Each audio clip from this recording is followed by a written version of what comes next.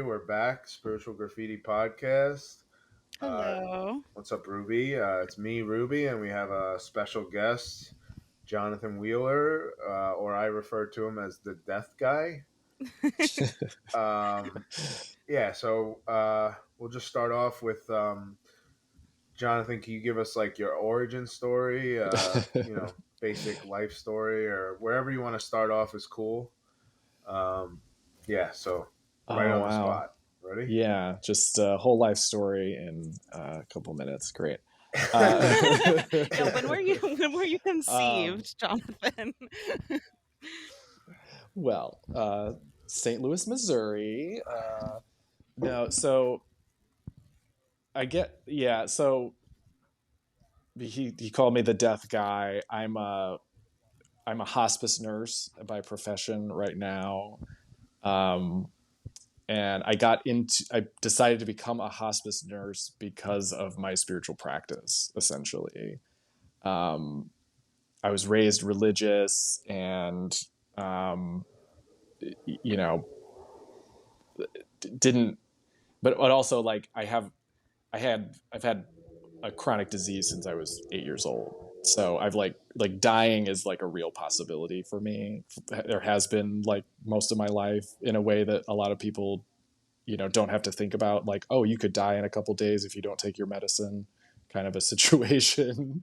um, so Yeah. always been like, it's just been there. So I've been comfortable with it.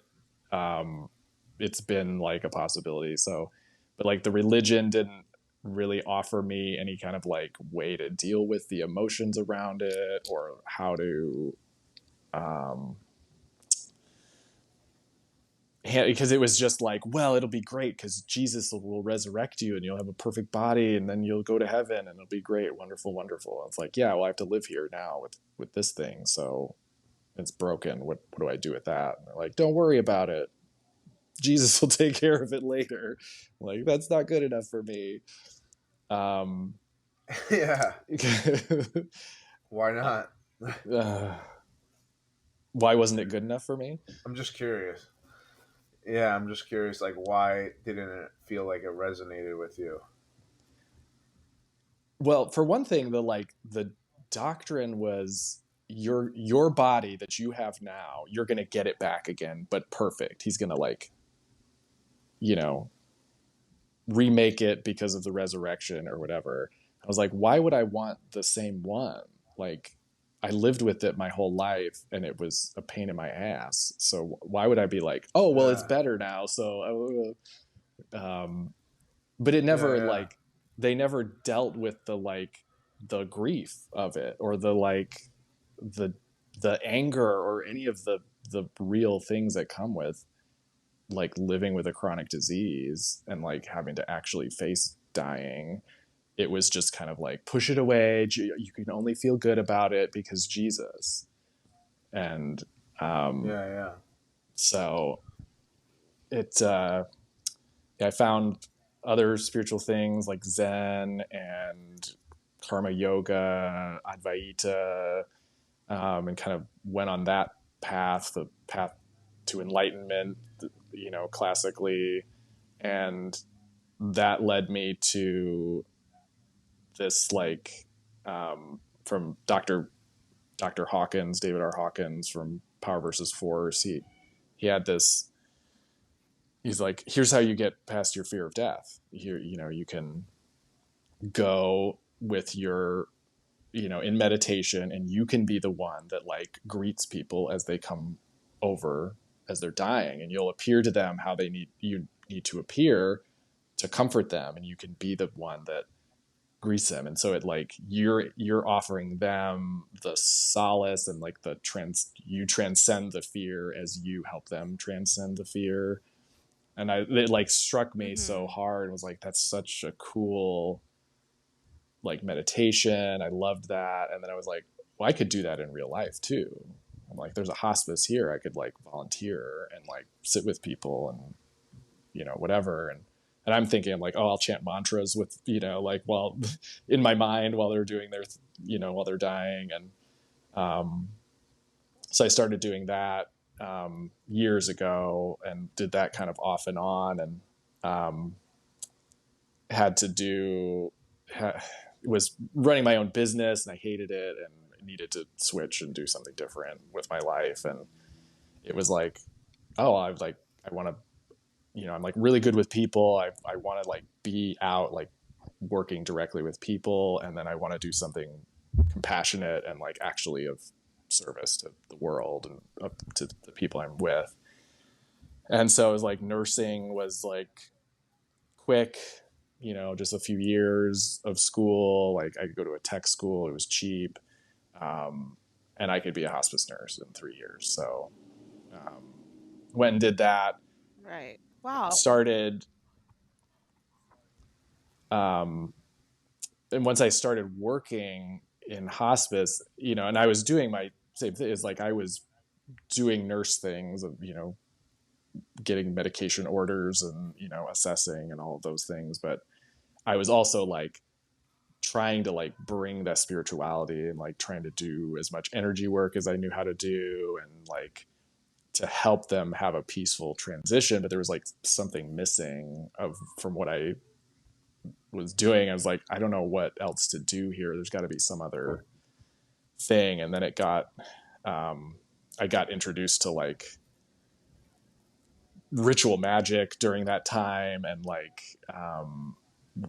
was hanging out with all these witches and all these things. And so it led me to this other path. It was like, oh, through that got to like actually some like, connecting to like really old practices of like what happens, like the old death mysteries from, Egypt and Greece and Rome, that like what they would like show people what to do after you died. And like, so like learning that led me to kind of like, okay, now I have this like spiritual practice, every week, like going in vision work to like walk people through the process of what happens after they die, so that they're prepared and they actually know. They're not just like stuck and going like, well, I'm scared because I don't know what's going to happen. Or they're just sitting there going, I'm going to go to heaven right after I die, which isn't what happens. There's a whole threshold you have to get through before you get to heaven, if that's what you're going to do. So that's a brief synopsis how I got here. How me and Pete met at the Hot Alien Summer Camp, and I taught a class, and I walked everybody through the death vision, showed them the process, and we connected after that. So yeah. Well, I guess that's my first main question is, I don't know if you can describe the death process for us, or what how you, yeah, like, yeah, like how do you walk people through that journey? Maybe you can sort of walk us through it now. sure, like after like the spiritual process, or do you want the whole physical process? Because I can do both. I'm just kidding. Do you want to know what happens to your Um, body every step of the way? Because we can do that yeah, too. yeah, I'm not trying to die today. Okay. No, I that's think you're. funny. I mean, I think you're yes, gonna kind make of it. both though. Yeah. Um,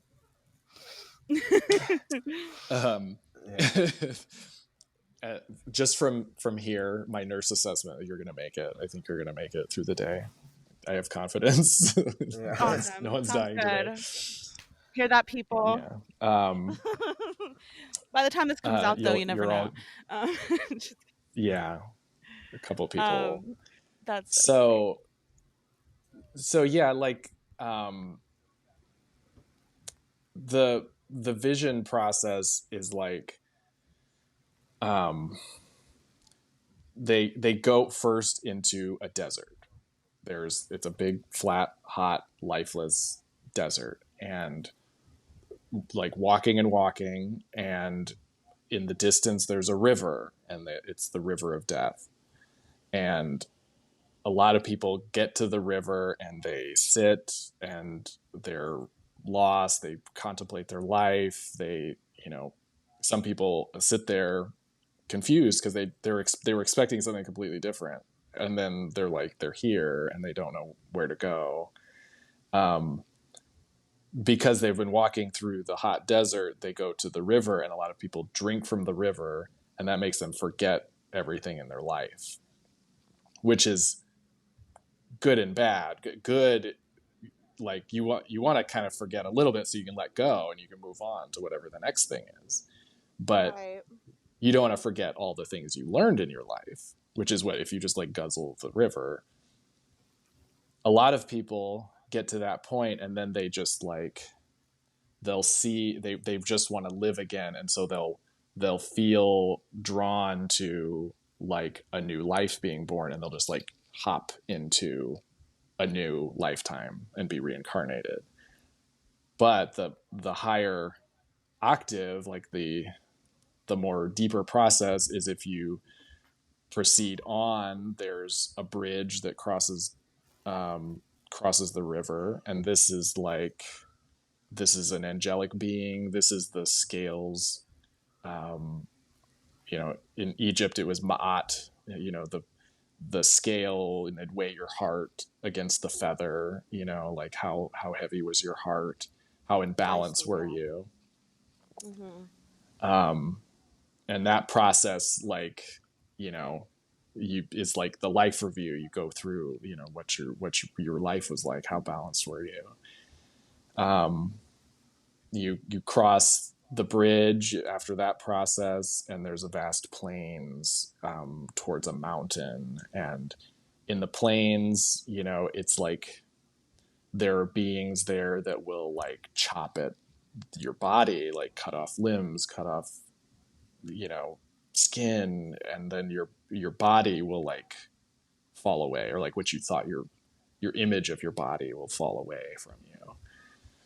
And then the mountain, once you get to the mountain, you start climbing, and then you're confronted with all the voices that you heard in your life. Your parents and your school and your religion and the government and the society, and all those things are like bombarding you, and you have to like confront and like kind of recognize what was you, what wasn't you, and like surrender all that as you go. And the top of the mountain is like a kind of resting place, and there's angelic beings that are there that kind of watch over people. They might rest for a long time, they might rest for a short time, and then from there is like the jumping off point from to reincarnate to another lifetime, to kind of like feel into where what's the next step for you. Or you can go into the like spiritual realms and work there, or there are heavens beyond that, and there's all sorts of different pathways that you can take. Most people probably just reincarnate, unfortunately. Sorry, Christians. But heaven's up there somewhere, but I haven't explored that. I just get people to the bus station. I don't care what they do after that. Yeah, yeah. No, I see. I mean, do you think how do you think people know kind of what they're supposed to do next? Like, once they get to the mountain and like the resting place. I mean, you said most people reincarnate. I'm assuming that's because they have more like lessons to learn and in this realm, I suppose. But if that's not the case, like how would you know? Would it be based on like sort of all the, getting confronted with the things from your life? It seems like you kind of do a lot of like shadow work You cut while out you're there for a going second. through this like desert and across the river. But yeah, like how would you know what the next thing is if you had to guess? From the stuff I've read, it's sort of instinctual for a lot of people. Yeah. It's just like they're drawn to the next thing.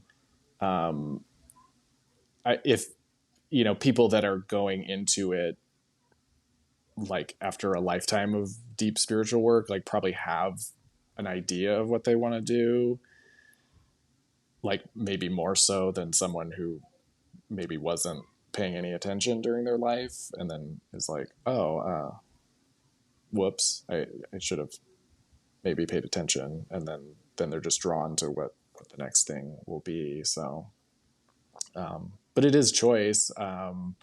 Yeah. Apparently, we like coming back to Earth because we keep doing it. So I don't. Yeah, there must be some reason. I guess also it's like the devil, or whatever. Like people probably, I don't know, instinctually want to come back because it's, I don't know, it's like it's a little less scary than the unknown of whatever else may be out there. And I don't know. I mean, I don't know. I don't know how Yeah, much grief you experience about your life after you die, but I imagine that's part of the process too.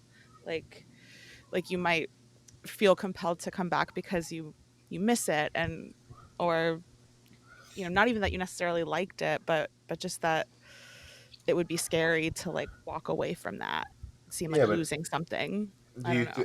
do you think like do you think our religious programming influences us even though we're in the spiritual realm?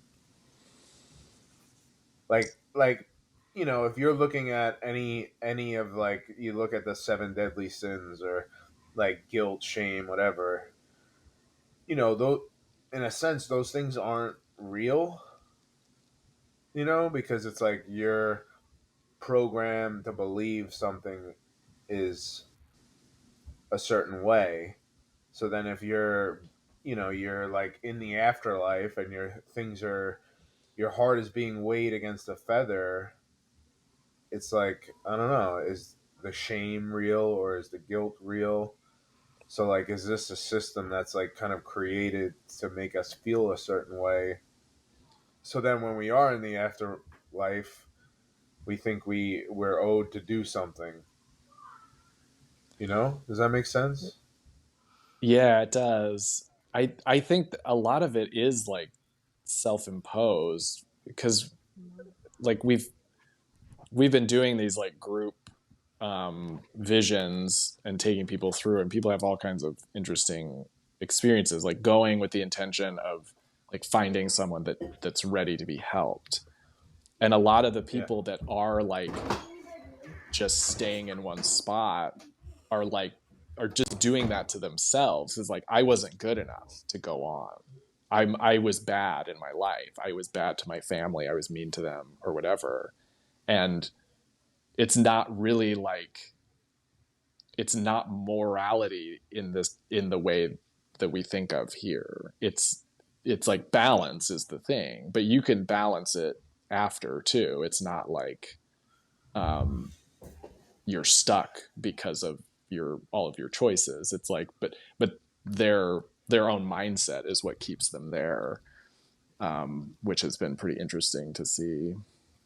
Yeah. I mean, like, all right. So, like, if in my experiences I've had, or like oneness experiences, I always get the message that kind of like our life on earth is really about experience, like kind of expanding your awareness or your perspective. So, if you're like looking at our reality from like a non dualistic view, right? If you're good in this life, you're bad in the next life. In the end, really, it's about expanding your awareness or your perspective.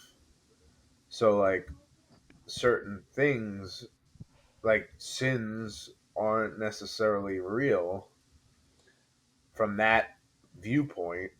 So, like, why do we feel that way when we've transitioned? My thought is that like this place, this like transition land, it's like a threshold, and it's still so close to earth life, and like Mhm. it's about separating us from that consciousness and getting back closer to that non-dual, like back closer to oneness, but like you're still like in it when you get there. And so it's all these steps to like ease you away from sitting there going like, ah, oh, well, I really fucked it up. And, you know, because there's not like a God sitting there going, you know, look how bad you did. It's just like, Yeah. this is what your life was. And did you do what you wanted to do? You know, was it balanced according to your, you know, what you wanted to do? You know, I don't know. But it feels like it's not, you know, I agree with you. Like ultimately, yeah, it's like it's just the universe experiencing itself, like separating so it can go, what's it like to be a tall, bald white man? You know, what's it like to be a, you know, a little short woman? You know, like what's it like to live in this place or that place or do this or that? And um, none of it's like better or worse than another thing or right or wrong in the way we think about it. So yeah, Yeah. I mean, I don't necessarily, to be honest, I don't really know what I really think. I mean, I just like to think about these things. You know, I don't know if what's right or wrong because it's like even things we're taught like angels, like you know, we're kind of always taught to believe that they're good, but I think they're much more neutral than people are aware of. I think it's kind of like they're trying to. They're almost like you know, like kind of monitoring or watching us and kind of maybe steering the ship a little bit. But I think like they're a lot more hands off than you think or than people think. In my experience, you Like they're know. observers. Yeah, like I think they're like what people would call like the watchers, you know? Like I think they may intervene at some times or I think if you ask them for help, they'll help you, but I think overall I think they're much more like neutral and to me they feel a lot more like mechanical than what's yeah, your opinion? yeah, I agree with that. And like my it's like the again like the closer to humanity they are, like they might interact more. But then there's some that are just like it's like an electrical grid or something. It's like stepping down you know, like a it's like a power transformer or something. It's like taking the infinite power of God and like taking it down a level so it can interact in a different way. And it's like they don't even understand what we are, like an angelic being like that. It's not even, it absolutely doesn't think like us. It doesn't like, you know, it's not like looking lovingly at us. It's just like, you know, I'm just doing this function here in the universe and that's it. But like, I don't know, everybody talks about Archangel Michael, like apparently loves to like do shit for people, and I haven't had that experience with him, but lots of people are like, oh yeah, you ask him, he'll do whatever, and like there are those types of angels, but then a lot of them are just like doing their thing. Yeah, it's like a computer more than like a person that we think of that would be like lovey dovey with us. Yeah, I So do think as humans we like to kind of like project humanity onto like I don't know, spiritual things in general. Like I mean, just the same way we kind of personify like nature or give project our feelings onto our pets. Like I mean I do think animals and plants have feelings in a sense but definitely not in the same way that we do. um right. like obviously like they can sense things and react and they experience like I'm sure like dogs experience loneliness or whatever, but it's not like I don't think that they can put an interpretation or like a judgment on it the same way that we can. And I guess that's probably how angels are too. It's like they're just like they have sort of a job in the universe and they do the job and they're not really like interpreting or putting morality into what they're doing or what we're doing, you know? Like, I think the idea of them being observers is sounds really accurate to me, at least. Um, and yeah, I'm sure, like, I think you can call on, you know, angels or spirits or guides or whatever, for help. But I think, like, you know, maybe the reason that they don't come to your aid when you ask is because it's like not it's like not the right time, or that's not the thing that's meant for you. Um, like that sort of thing, but it's not based on like any kind of like moral judgment, or, you know, like, oh, you don't deserve this, or you know, Yeah. you've been a bad girl. Yeah. That sort of thing.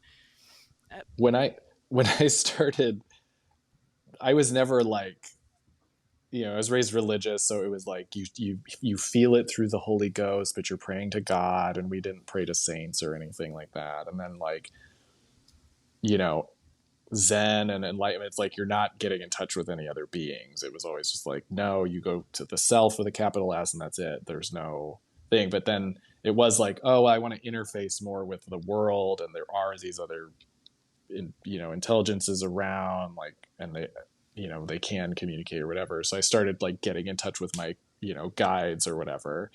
And nearly all of the time when I would be like, what do I do? What do I do? It was like the feeling was like a shrug and like, I don't know, just pick something. Word. Yeah. Yeah. Yeah. just pick. It doesn't matter. Just what do you want to do? Just there's options here. Like just play the game. That's all. Just make a Play the decision. game. Yeah, there's no right or wrong thing to do here. Like, I think those Yeah. are big questions. I think maybe, like, you know, like, what am I supposed to do next? Like, that's just never a question that gets answered for me. Um, Right. Yeah. Because there's because not. it's like they can't make that decision for me. You know, I have free Yeah. will or whatever, I guess. But it's like littler things, I think. You know, where I think like my prayers, quote unquote, get answered. Um, I don't know. But yeah, yeah, I think anytime I've asked like for some kind of existential guidance, like that's a lot harder, because that's just Yeah. that shit's on you, man. Like, you know what I mean? And it I want to. Oh, sorry. You go. I was just gonna say, like Pete said earlier, it's like it's more about having the experience of being here. And so it's like if you go that way, you're gonna have that experience. If you go over this way, you're gonna have this experience. Like it's not like there's one right thing for your path. Like Yeah. one might, I mean, like that one might, your car might catch on fire, and over here it might not. But like you're gonna experience something either way, and like you're gonna get something out of it. Of So. course. Yeah. I just think, yeah, I think maybe it is the fact that we think and perceive in terms of duality, but I mean, I definitely have gotten tripped up on, like, I can be very indecisive, and I think a lot of it is because I feel like I'm afraid that like the I'll make one wrong choice and it'll like ruin everything. You know, like I'm afraid I'll Right. be like I'll make a mistake that's so big. Like if I had just not done this, then like everything would have been fine. You know, but that's not how it ever works. Like nothing I've ever decided to do or decided not to do has like destroyed my life entirely. You know, like that's not probably gonna happen. But I think like it's kind of easy to get tripped up when it's sort of big life decisions, like quitting a job or moving, you know, like moving to a different country or something. Like you may want to do these things, but you're afraid that that one choice is going to be the thing that ruins your life, or you know, like you failed the test, you know, something like that. Like you failed and now your life is going to suck because of it. But you're right, it is just about experience. um and even the experiences of like pain or suffering are can be kind of incredible and beautiful in the long run. You know, while you're going through it, it's not usually like you don't have the foresight to be like, oh, I'm gonna really learn something from this horrible experience. But down the road, I don't know, I mean, I think I look back on the hard things that I've been through, and I've been through some things, I guess. And I like now I wouldn't change them. At the time I was like I would have done anything to escape it. But Right. yeah, now I definitely like feel like it was part of the all part of my like path, I guess.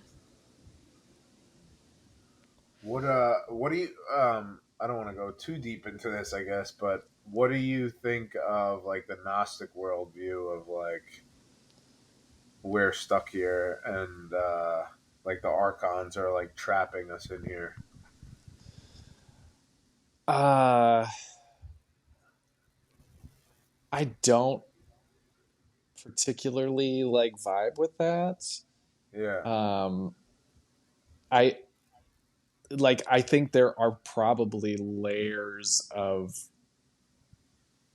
other, well, okay, I'll come at it from this angle. So I was raised in the Mormon church to, Okay. and it came it came to me later because they talk about Heavenly Father. That's who they worship. Like, this is God, it's Heavenly Father. And I felt like my prayers were just going to nowhere. Like, there were not like answers to prayers. And it was like, it came to me that it was like, oh,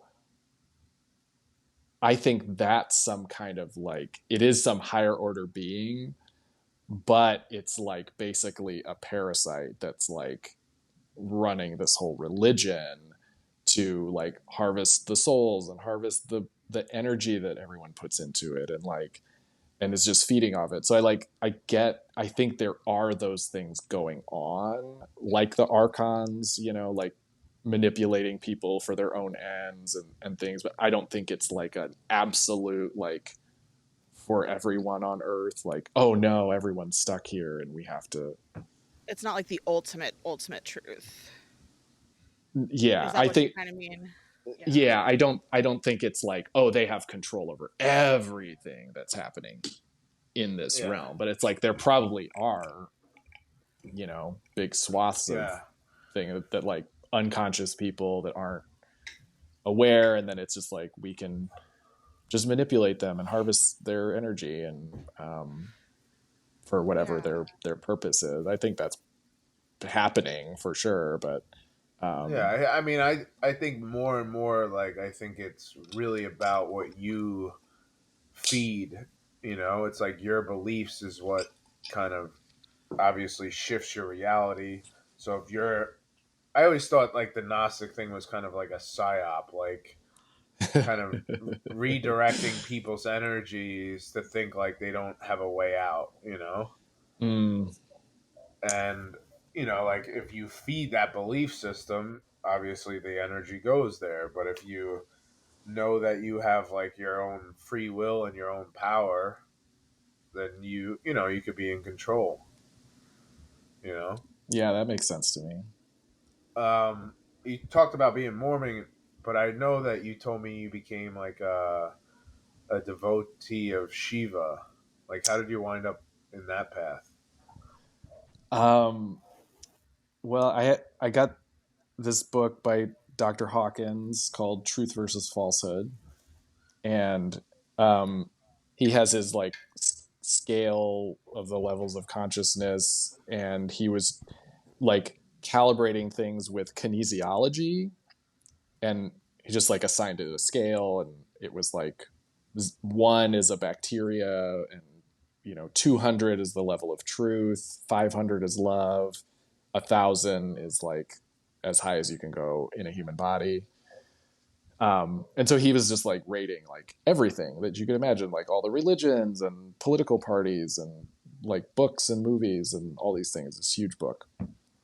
So I was just going through that and like, okay, well, like, let's look at mantras. Let's look at like these things. What's the highest, level thing? And I'll start doing that.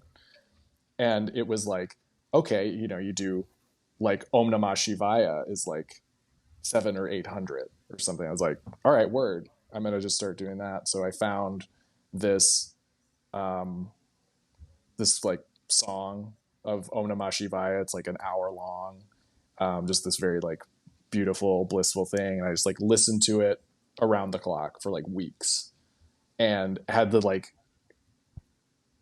the most wonderful experience. It just like clicked, and like everything was happening spontaneously. I like wasn't doing anything to like control my body. It was just like moving around, and like everybody, it was just like seeing the spontaneity and the like perfection of them doing what they're doing. You know, it was like a mom like yelling at her kid in Hobby Lobby, and I was like, she's perfect. That's all she can do. And just Yeah. loving her, and like it was just like the beauty was just like shone forth. It was just like this like intense love for all of life, and um, I was like, all right, Lord Shiva, here we are. And so then it was just like that was my mantra. I was just like I would do Om Namah Shivaya like all the time to myself, and um, eventually I was in Wisconsin for years and went to the Hindu temple there for a couple of years, um, doing the devotions and all of that. But it just got me where I needed to go, or where I wanted to go. Um, but then too, it like it made the most sense for like what I was doing and kind of like where I was oriented, because it's like Shiva is the formlessness. Shiva is, you know, like form arises out of, you know, the infinite non-form and then returns to non-form. So they say like, oh, Shiva the destroyer, but it's like, well, yeah, but not really. You know, it's just like goes into form and out of form, and then you're back in Lord Shiva. Um, so that was like the origin. It just always made sense, and then that led me to also like the goddess Kali as well. You know, like the feminine aspect, like the fierce feminine destroyer aspect, and that's been really interesting, especially like working in death and dying. Because I like see her like in the forest and in the, you know, it's like the dead trees that are on the ground, but everything's growing out of them. You know, like the new life growing out of the holy rot in the floor, the forest floor, and it's like she's everywhere. You know, destroying, but then it's like creating. It's like creation from the destruction. Um, yeah, that's how I got there. That's cool. I mean, yeah, I just find it interesting, like when, like for me personally, like I always felt connected to like the Hindu pantheon, and I was like raised Catholic, and like I started having like meditations where like Ganesh would show up, and I didn't even know who he was at the time. So I just find it interesting when people have like offhand connections with specific deities, and like you get pulled into them, you know. Yeah, it Because was Kali too, you know. Kali was definitely one for me too. yeah, it was just like it just that was what stood out and called to me, and I just followed it, and you know, and the other ones like didn't resonate as much. But um, yeah, it's quite a leap, yeah, from Joseph Smith to Shiva and Rama and Kali. Yeah. So, Now, yeah, do you feel them when you do the death work, or no? I'm just curious because like Shiva is like considered like you know, like a ferryman or a psychopomp in like shamanic work. You know, mm, like he's somebody who helps with the dead. I I had an experience like I in I've done the magic course that I'm doing is called Quoria from Josephine McCarthy. Um, very hard to spell, but look up Josephine McCarthy, you'll find Quoria. Anyway, she has this one lesson about like the death process, and she describes this one angelic being that comes, and like she described it as like taking the like orb in the center of the person and like disconnecting it from them, and like, and that was the moment they died, was like taking this life force out of the body and then taking it away. And I was with this person, like he had been struggling like for days, like this horrible terminal agitation. And I was on call and I had been like talking to them for a few hours, like, okay, well, let's give him this much morphine and see if he can calm down. I'll call you in an hour. Called him in an hour, like, oh, he's calmed down a little, but I don't know.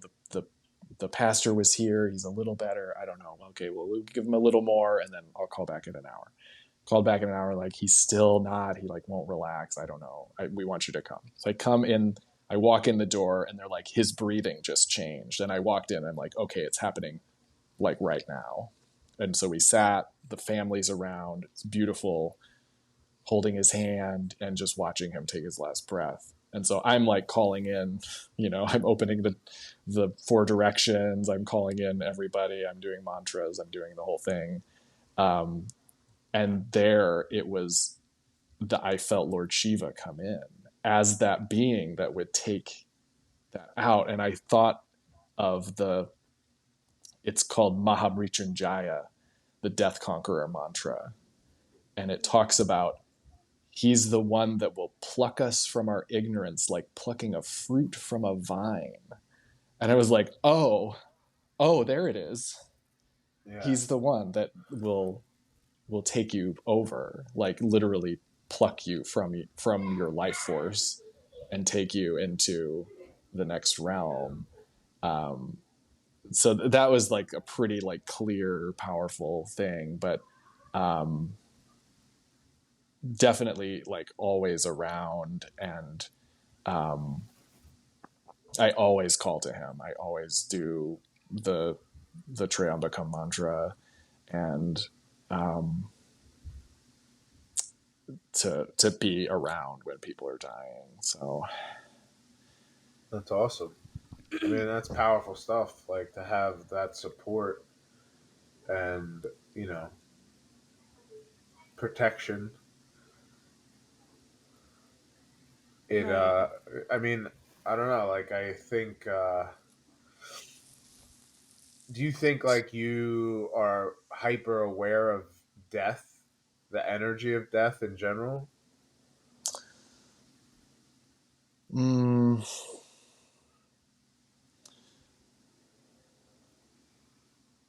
I think so. um, I can't, I definitely can like feel it in my body sort of when like kind of waves of it are happening. um it's not always, I don't always like have time to sit and like do a meditation to go, okay, what's happening with this feeling. But there's those times where it's like you feel dread for no reason, or it's like anxiety for no reason, and then it's like, oh, these four people are now, that I work with, are now actively dying, and or like things like that happen sometimes. But Do you think it's like their anxiety and fear that you sense, like as they're dying, like you can sort of pick up on, especially if there's like several people going through the same experience? Like do you feel like you're picking up on like their fear, or is that just sort of the energy that death feels like sort of kind of dread and anxiety? it could be theirs. Again, I don't like interpret it very like granularly. It's just sort of like it comes in and I process it through my body and move it out Yeah. more. Okay. So um I know a lot of people that like they'll get the sense of like, well, this is where it's coming from or whatever, and I don't tend to have it. Just like there it is. I breathe it out. I send it off.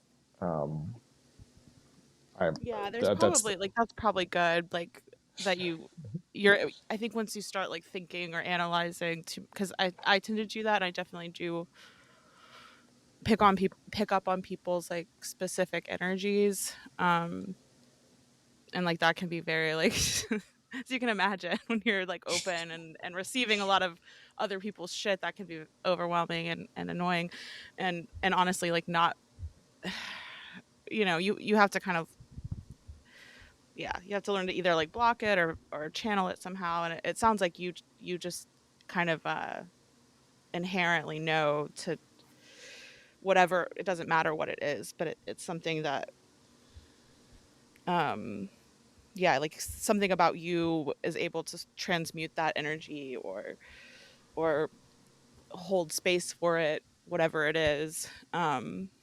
But yeah, I think it's probably best that you don't like feel the need to interpret it too much or internalize it too much. Because I feel like yeah, you probably wouldn't be as good at what you do, you know? Like you'd probably get yeah, pretty drained pretty quickly if you're a hospice nurse and you're just like picking up others' energy and like letting it sit in your body and being like, why am I so anxious? Why am I so like on edge? Like that wouldn't yeah, that wouldn't be like uh yeah, that probably wouldn't be a yeah. person who's meant to be a hospice nurse. It um, yeah. It's definitely a skill. I mean, I think I had the skill of like, oh, I can. There's chaos around me, and I can be kind of still in the center and go, all right, what do we need to do?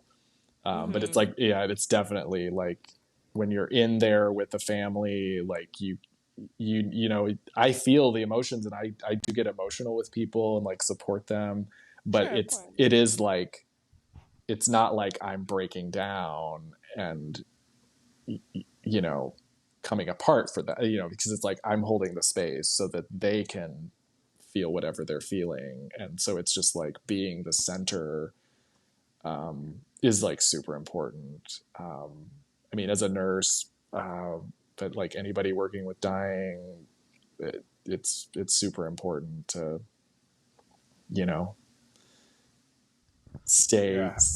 stay chill in the middle of it. How do you deal with like energetic hygiene? Um, the the day to day is like kind of making sure not to like hold on to it and let it flow through. I do a lot of like breathing exercises to get it out. Um, then like my ritual work uh, also helps clear things out, and like the beings I work with will block a lot of things.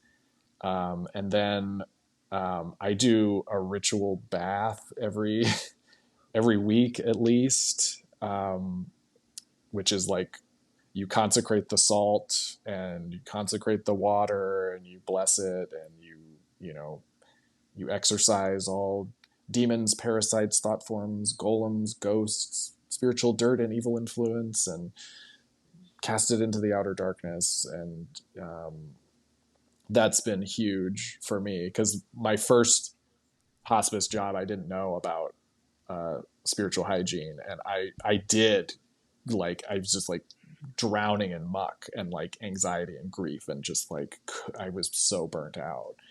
Um, and figuring out like, oh, okay, yeah, I can't take it all on. Can't Right. gotta scoop myself out of the mud, or Yeah. I I'm think not gonna be that's able to hard function. if you because like um I was a social worker for a long time. I worked with kids Oh, and like I I didn't I was not raised religious. I didn't really have any specific kind of spiritual practice or I was curious about like esoteric stuff. Like I think that's when I started like toying around with like tarot and um certain kinds of things like that. But I didn't really have a definitely didn't know about spiritual hygiene, definitely didn't know that like I needed to clear clear my energy and cleanse my myself of all of the, as you can imagine, like really difficult things that I was dealing with every day. Um and I got super burnt out, and I probably, like, honestly would probably never go back to doing that. I was good at it, but like couldn't I would yeah, couldn't handle like continuing to do that work and be as sensitive as I am. But then, like, after leaving and having some space from that, I did dive more into spirituality. And I just, yeah, I kind of, I hadn't really thought about it like that exactly. Like, I just probably needed, I just didn't know how to handle um, that kind of intensity. And I didn't have anything spiritual really to lean on at that time. That's a good point. It's like now I do, but I don't have, I don't work in a situation like, I haven't done anything that serious or heavy since then. So, and I'm like, yeah, I wonder how different it would have been if I had, yeah, like if I did a ritual bath and and meditated or any of those things. Like, goodness. Okay, I have a question because you said, you'll sit with families and you'll do mantras and you'll call in, um, you know, Shiva and that sort of thing. Like, are you doing that like openly out loud with families? Like, I guess I just wonder, like, do people want this, or is this something you just kind of do privately on your, like, within your, I don't know, Oh, within your own. yeah, it's all in my mind while I'm sitting there with them. So, which is also another skill I've had to develop of like doing two things at one time, because it's like you're going in, you're taking vital signs, you're Right. telling the family what to do, you're doing all these things, and then in my mind I'm like, you know, I open the gate of the east, I open the gate of the south, I open the gate, Yes. Okay. calling in these things. I'm doing mantras. I'm visualizing things happening. Um, so it's like just doing everything I can to like hold this space for both. It's like, I'm a professional. I have you. We're okay.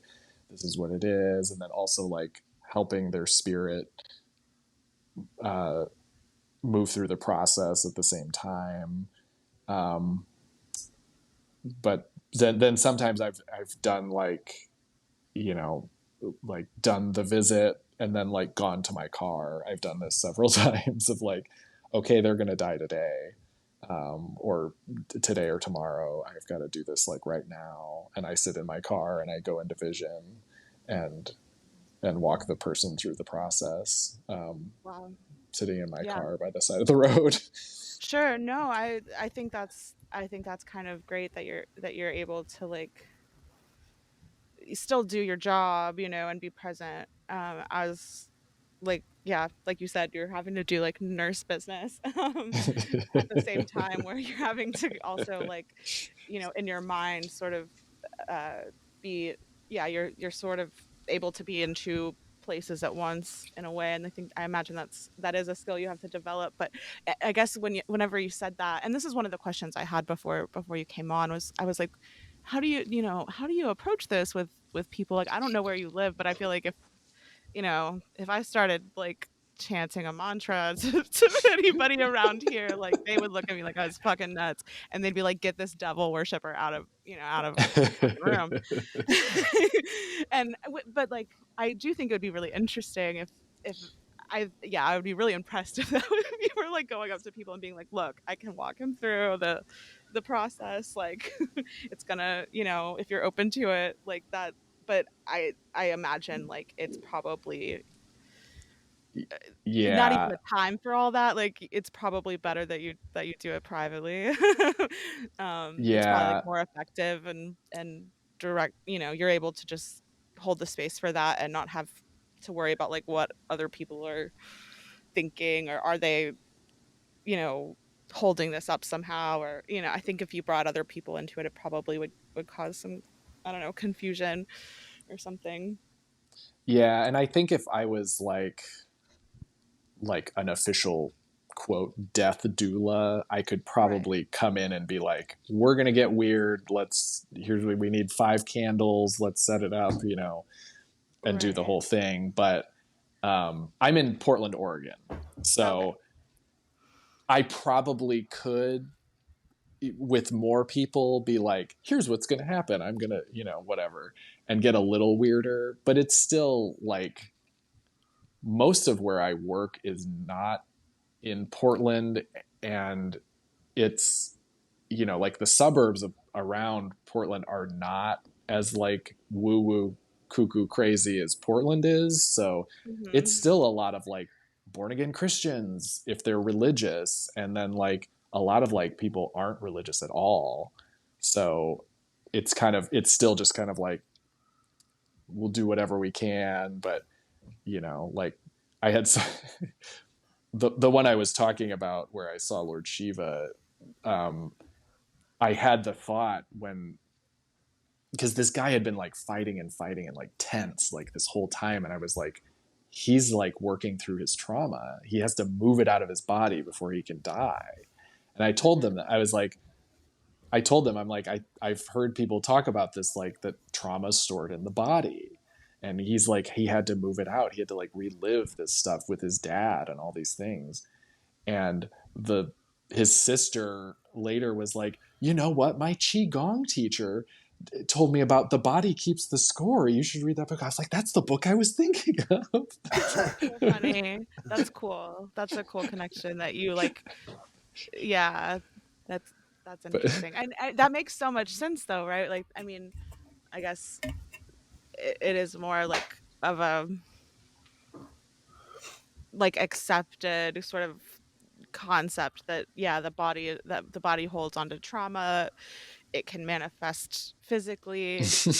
Uh, yeah, like those kinds of things are I guess more common, but I don't know. That's still like such a funny connection that she like knew yeah, the same kind of yeah. the Well, same exact book. I want to. Well, we were talking. I think we were talking about this before, me and Jonathan. That like the same idea of like with mediumship, right? If you're like connecting to the spiritual realm, like you want to be in a higher frequency. So what happens is those heavier, denser emotions that, or like old trauma that's sitting in you, has to come up. So do you think like that correlates to like the death transition? Like in order for you to like open this portal to go into the afterlife, you have to like release these denser energies within you. I think so. Because not everybody has it. Not everybody has that like difficult of an experience. But like when it's difficult, it's really really hard. Um, but there is like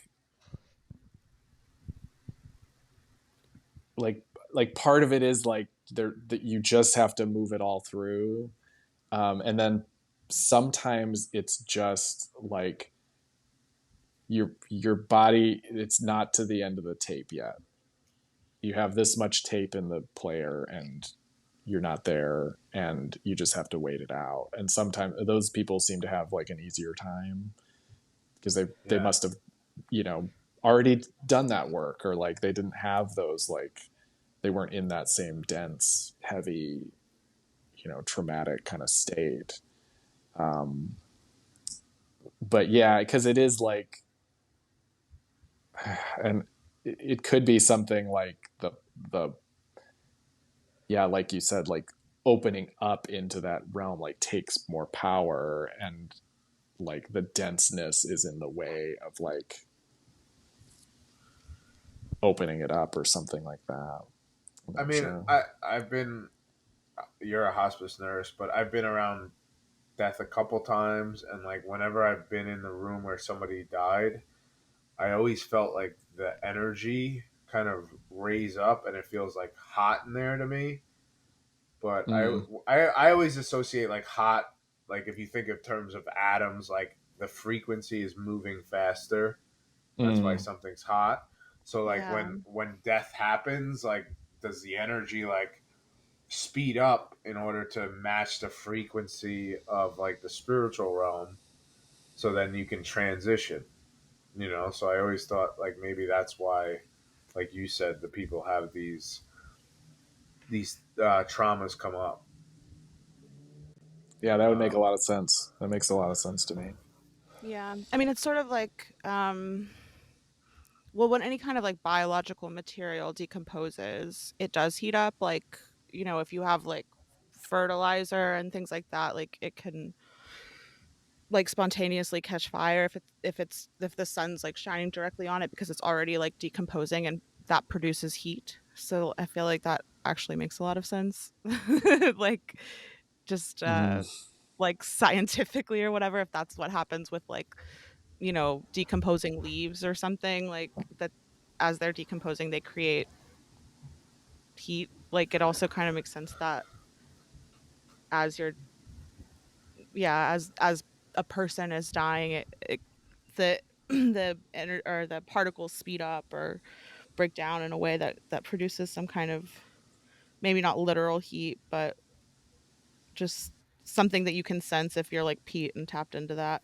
um, you guys are all tapped in. Come on, it's not me. well, I just Pete, you get such like specific kind of like, I don't know, like you're able to really pick up on exactly what it is that you're sensing and name it, and whereas like I feel like, I just yeah, ask. I'm just yeah, maybe that's true, maybe I'm that's just it. more. Maybe I'm more curious. I don't know, I think you have a certain amount of clarity about, you're like if you feel, a certain tingle in your body somewhere, that indicates a very specific, like that's connected Maybe to a I'm more specific, controlling. like I don't know. Like I think that's very interesting about your practice, and I like I think that's hard for me and probably for a lot of people to figure out what the sensations, just to even be aware of the sensations and then be able to connect them to whatever it is that they symbolize. Uh, so, can we ask like what's the weirdest thing you ever experienced? Hmm. You Any can add. aliens ever come out of a human body? No, I've never had that experience. Um, there's a couple that come to mind. Um, one one patient was she was like in her late 30s and dying of like end stage alcoholism, like end stage liver failure, at like 38 or whatever. Um, so like a real different kind of vibe than like, oh, it's an 80-year-old with cancer or whatever. Um, Yeah. so, she wasn't on with us very long. I mean, it was like a few weeks, uh, pretty quick thing. But I did the death vision for her and kind of like went into her room, and I was looking at her body and it was like there's no one there. And I was like, so I asked, I was like, where is she? Where is she at? I mean, her body's still alive, so where is she? And in the corner there was like a teenage girl, like a young teenage girl, and mm, that was her. And it was like it felt like at the point, like maybe that was when she started drinking, or the very, and like there was like a split, and it's like something else took her body over for mhm. the rest of her life. Um, and I took her through the process, through um, to the river, across the bridge, to the scales, the whole thing. And as we crossed the plains, and like her form started falling away from this little girl, it was like the little girl form fell away, and then she was this like giant, like being of light, like huge, like towering tall. Um, and then we went and I took her through, and I didn't get a lot of like specific insight about that, but it was just so interesting of like oh, she was still like in charge of her body, but like it wasn't in control of it in the same way. But it was like she was still this like bright soul, even though people might look at her and like, oh, she wasted her life, she drank her life away, and died so young. Um, so that was pretty interesting. Um, I had this other guy, and he was like a Vietnam vet, and I don't know if y'all know Vietnam vets. I've worked My with grandfather, yeah. Yeah, that I mean, he's passed now, but I think, he certainly came back with a lot of PTSD and alcoholism, like, just yeah, uh, hard. Yeah, really, like really hard stuff, yeah.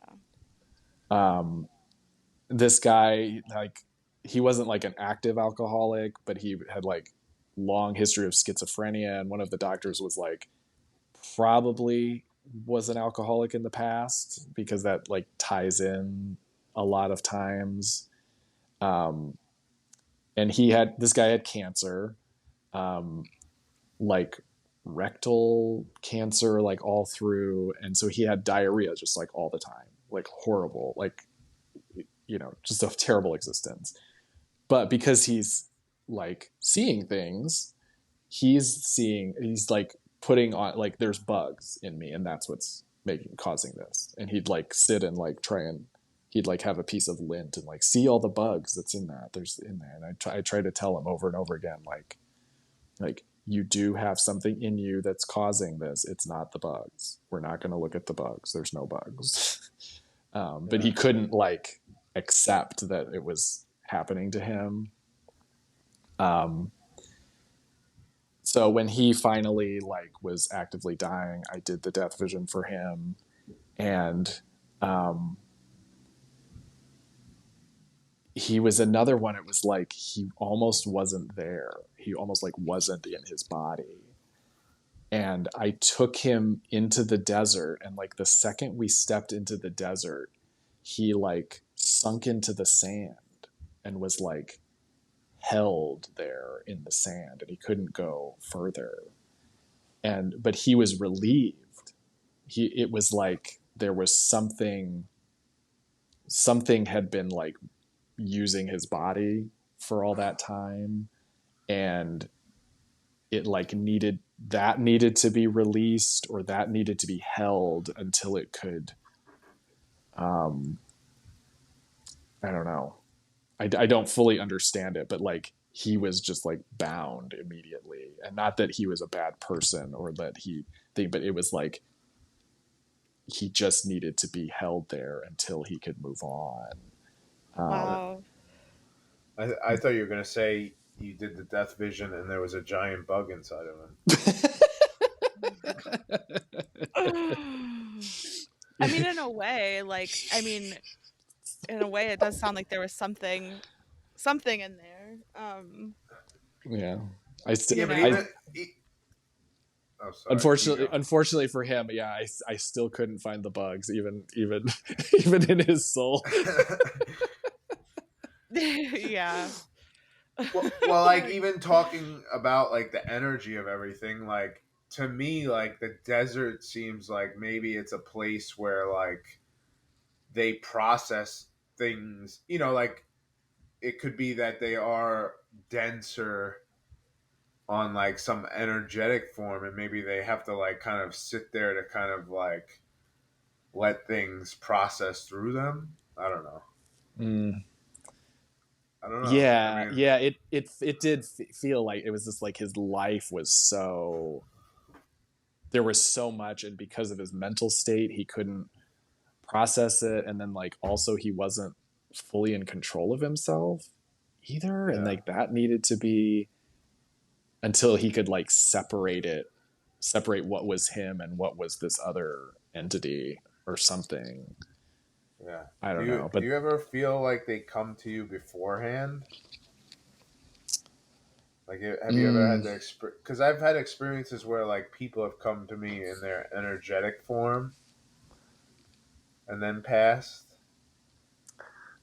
Like showed up beforehand, or like even when I've done like clearing at like homes and stuff, like things have come to me before I get there.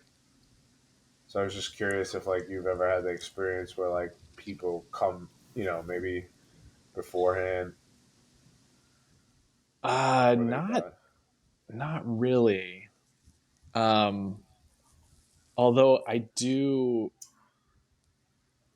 I've noticed I get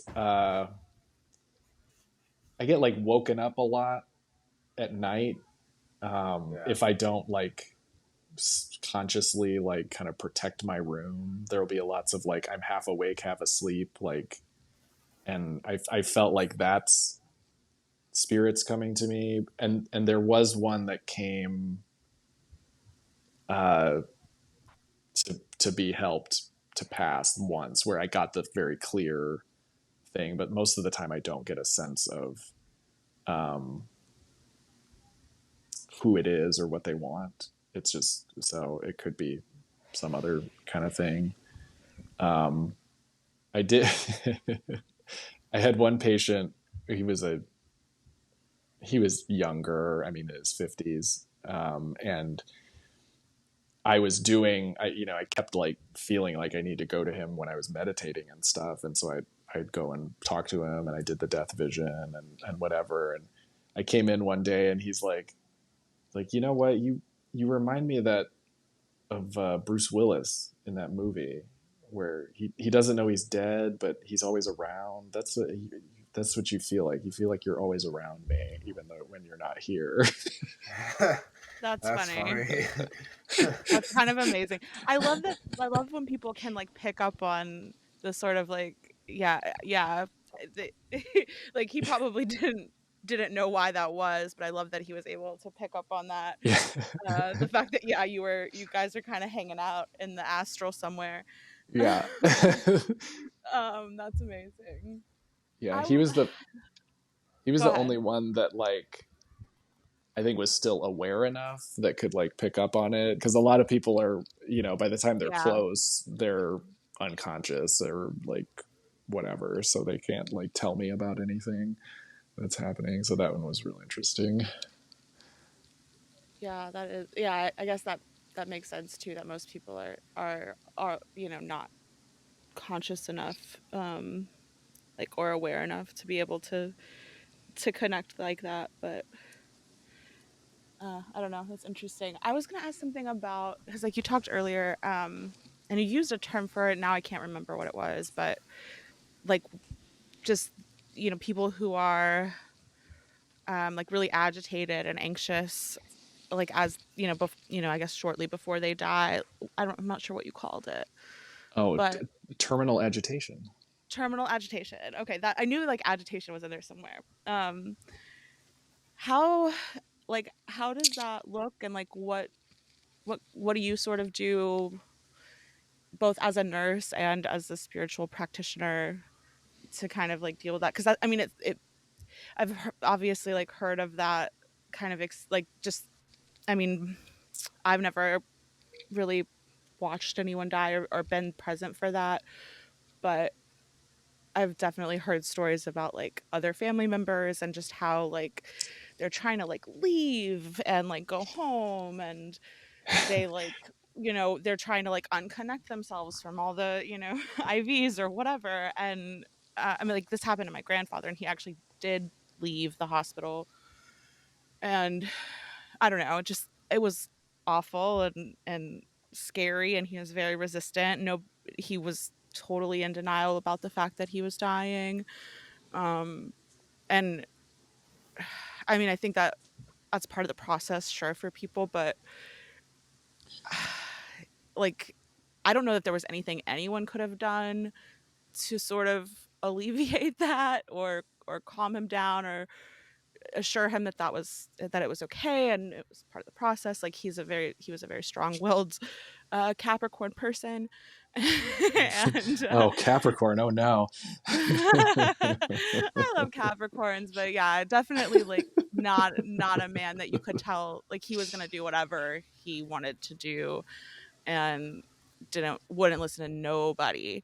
Um at all. So Yeah. so I guess I don't know that like for him I don't think there was probably anything different that the hospital staff could have done or anything like that. Like I think it was probably just like that was his process. That was what was that's how it was going to go down. That's fine.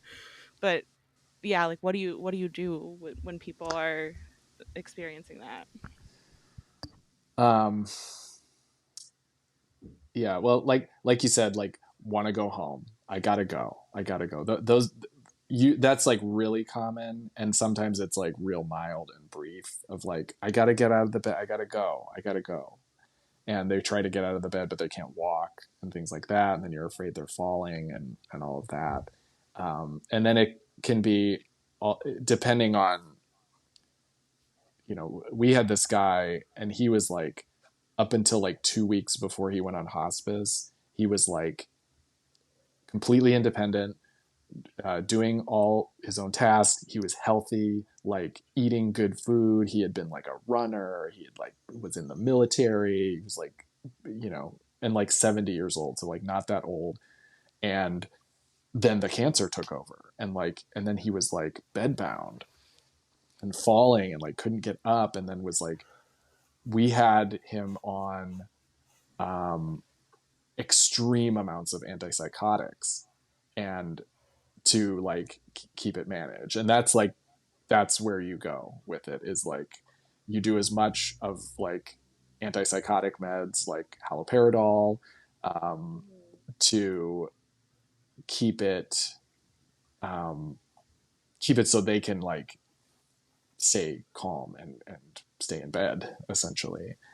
um, it can be really really hard, and people like a lot of people like have never seen it, and they're like, oh my god, I had no idea that this was a possibility. And um, spiritually, you know, it, I haven't had a lot of like success with, you know, getting somebody to like calm down with that, because I think it is like when it's real extreme, it is like there's something they have to move through their body, and like when they're perfectly still in the bed, it's not happening, and so then they get real agitated. Um, Also, another theory I have, um, talking about like higher level energies, is like angelic beings start coming around the closer you get, to like disconnect you and like make the portal and like make those transition points. And angels are very high level energy, like, and so it like can make people agitated. That's another theory I have. Yeah, um, that kind of makes sense. It's sort of like what we were saying earlier about, or yeah, what I think what Pete was saying about, when you start to um, raise your vibration or sort of ascend, as people say, like it can bring up a lot of like anxiety or stress, and it's like that trauma stuff. Those heavier, denser energies also come up as you raise your vibration. So I sort of seems like, yeah, like that theory checks out, as at least in terms of energetics. Um, I don't know. I mean, I think it's interesting, like that. I mean, I understand, like, as you know, you have to keep people safe and keep them as like relaxed as possible. And I think like before this, I probably wondered about whether like medications, especially like antipsychotics, would somehow dull someone's senses and or change their experience, but now that like we've been talking for a while, I guess it sort of seems like this is something that's like your spirit is transitioning, right? Your body is sort of like, not that it doesn't matter, but they're going to be leaving it anyway. And you know what I mean? Like, I think I was kind of like, I wonder Yeah. if like antipsychotics would somehow like change their experience or hinder their transition or something. But no, it seems like probably they're sort of separate things. I don't know. What do you think about that? Yeah, it's like the spirit is energized, and then it's like, like talking about like, you know, like it gets hot, it gets, more energy. It's like the balloon is trying to bounce around, like, but the body is like so dense, and it can't, you can't like move it around as much as you need it to. Um, and it's like, from the medical standpoint, we're just thinking like, they might already be having pain that we're treating. And if they do get up and have a fall and break something, or like, you know, or bleeding, like, then it's like, then it's just compounding like how hard we have to work to keep the pain under control. And so it's like the safety is gets to be important, Yeah, no, I, for I the. imagine that is like the priority, for sure. And yeah, I guess I'm kind of seeing how what's happening energetically or spiritually is, yeah, it's sort of, I don't know, just sort like you need to keep the body like calm and safe as this happens. Like that makes more sense to me now that we've been talking for a while. But I don't know. Is there is there anything else, Pete, that you have? Like, we're here at Oh like an hour yeah, and a half. yeah. I just want to. Oh, this is probably not a quick question, but No, it's okay. um, I mean, I have have time. you had any experiences where the spirit leaves the body but doesn't necessarily transition, or an awareness of like anybody kind of getting attached from wanting to still be here, or like in they call, some people call them like shades, like their spirit is still here but they're not necessarily transitioned. um I haven't picked up on that specifically. No. I've definitely heard about it happening with other spiritual, like, people that work with the dying, and, kind of Yeah. work in death. But um, Well, I mean, yeah, you're kind of like clearing the way, so I feel like they're not. My thought was they're probably not going to really get stuck with you because you're inviting all these deities and like opening the space for them to kind of smoothly transition. But I was just curious if you've ever had that experience. I actually just remembered that I did one death vision, um, and this guy, like, the second I got into the desert, he was like running around like a crazy person, and just like this way and that, just like running around. Then I'm like, we gotta go this way, come over here. And like we got to the bridge, and then he like jumped on my back. And I was like, oh no, absolutely not. And I just like, I, like, You're you're like, not, that's not you're, what this is. no, you're not coming back with me. And so I asked this angelic being I work with, I'm like, okay, you got to take me home and you got to leave him here. Like, we're not doing this. And so I just like went back through them, and that guy ended up living for like 3 more months.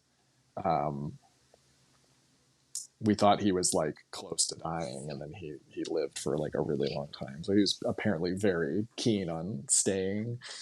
Yeah. Um, but I don't think I did another one for him. At least I don't remember it. if I did. So, but his wife was very like, could not, was just like inconsolable, like could not let go of him, and like the family is just like standing around like, okay, we've been doing this, we've been crying at the bedside for like 2 hours, like we got to cut it off at some point here. Yeah. It's not doing her any good, it's not doing anybody any good to Yeah. I mean, keep I it think going. that's something that definitely happens with people, like if their family, their loved ones aren't ready to let them go, they somehow hang on, um or they'll hang on to like a specific event or holiday or something, um and then like die shortly after.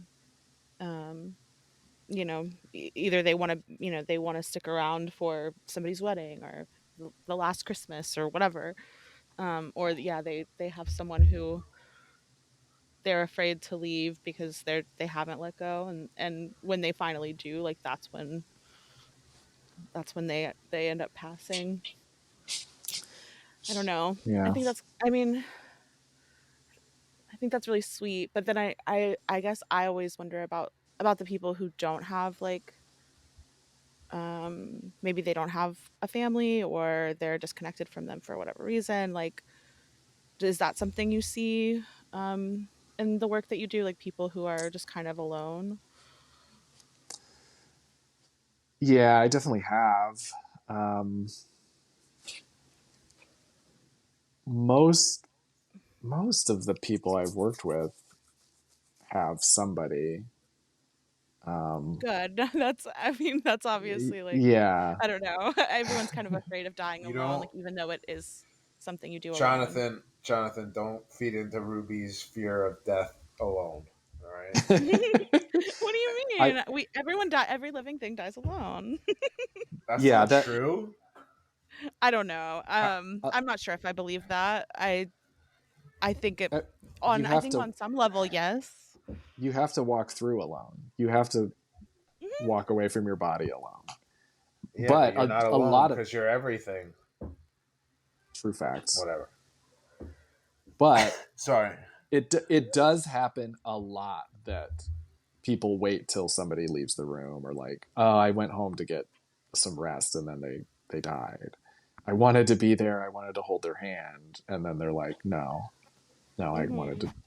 But I think that is like, a lot of times the attachment of the loved one is what's, it's too much for them, like they can't fully let go while they're Yeah. sitting there feeling that, and so they leave the room, and then they let go and say goodbye. Yeah, that makes sense, I mean, I think it's like, I don't know. Yeah. I can imagine, like, if they're right there, if your daughter is right there in front of you, like, you're of course you don't, it's harder to, like, willingly just be like, "Okay, peace out." Yeah. Like, I'm sure it's a lot less heavy when you're just like, "Okay, like, I know this is happening. They know it's probably best that, like, I know I probably am not strong enough or whatever." Like, you're not maybe conscious of these things, of course, but yeah, that makes sense to me. That's sad though. Perfect place to end our podcast on dying alone. Dying alone. I'm sorry. I just had to ask about it I'm sorry. because I'm just it's true. teasing. We do have to do it on our own, and that's like, I think that's the like scary part of it, is because it's like, I mean, yeah, that's the sort of like fear we all have. So of course we have to talk about it a little bit, but it's actually, what Jonathan said was like, it's not, um yeah, it sounds like most people do have somebody, and you're really only alone and not, and I mean, yeah, you're, if someone's helping to like walk you through that journey before you have to go through it, you don't feel as alone, which is like, I mean, I imagine that's part of why you do what you do, right? Absolutely. And Yeah. even if I'm not the one, it's like there are a lot of beings working in the land of the dead. Like there are all sorts of angelic beings waiting to greet you and to help you. You know, like I work with them and I do the work and whatever, but like, you know, it's not like you're left absolutely, you know, like you can't, like you have nothing, and then no one's there to be there for you. Um, you'll be taken care of. It's not as scary as like people think it is on the other side of it. Thinking about it without like knowing, and you know, like you don't. But like if you go in vision and you go there, it's not that bad. You'll be okay. See, Death. It's not that bad. it's not that Got it. bad. I mean, Um, that should be the title of our episode. sure. Yeah, of course. Death, Yeah, that's what not that we bad. It's do. not that bad. All right. Is there Thank you so anything? much for being here. This was great. You're Yeah, we welcome. Thank you for appreciate having it, me. and we appreciate the work you do. You know, helping people not be alone when they die. Thank you. Happy to be here. Is there anything you uh, want us to plug? We could do rainbow underscore goth underscore guy on Instagram is your social media. That's a great handle. I love Thank that. you. Um, yeah, yeah, because I'm working in death, and I'm very. It gets dark. I'm gothy, but also I want it to be joyful. You should have wonderful, amazing, ecstatic experiences along the way. Like it should be rainbows and wonderful. So that's Rainbow Goth Guy. Yeah, that's Yeah, the good. Yeah, if any, balance. yeah, that's the best place. If anybody wants to message me, you know, I can. Happy to talk out whatever. Or if you want me to like uh, work with you on for your loved one or whatever, like you know, I don't have like a any kind of formal process for any of this, but so just message me if you want to chat. I'd love to talk to you about whatever's going on. So Awesome. Thanks again. You can find us at Spiritual Graffiti Pod on Instagram, Blue Collar Spiritualist on Instagram and TikTok, Ruby Marvel on Instagram, and Ruby Marvel X on TikTok. Please like, share, follow, whatever you want to do to help us grow. And we'll see you next week. Yep. Thank you. Bye bye.